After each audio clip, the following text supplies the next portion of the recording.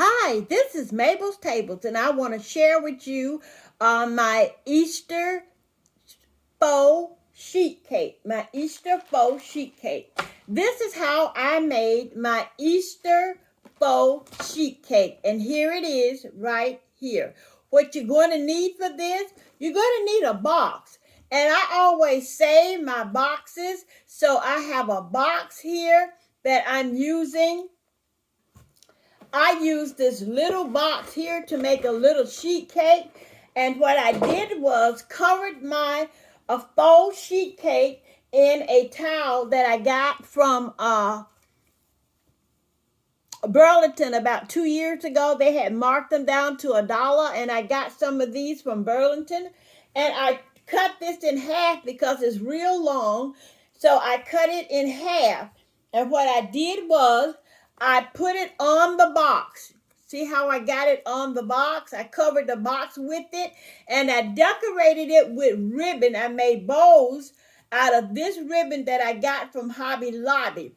And I put me some faux Easter eggs on top of that to make it more decorative. And around the edges, I put my bling wrap around the edges. So don't throw away those boxes, and always look in your stash.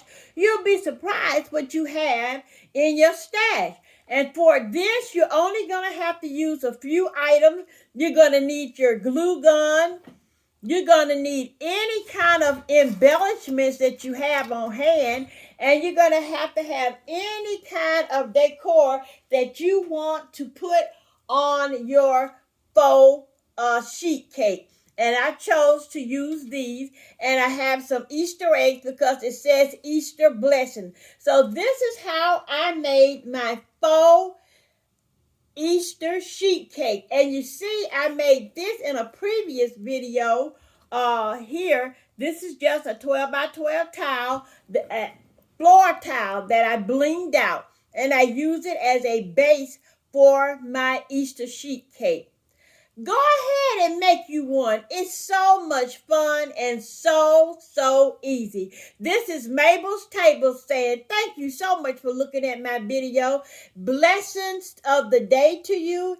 Please pray for someone else besides yourself and know that God is in large and in charge. This is His world. He is in total control. Don't forget that. Don't let the world take you in a different direction. Stay with God. Mabel's Table sang adieu.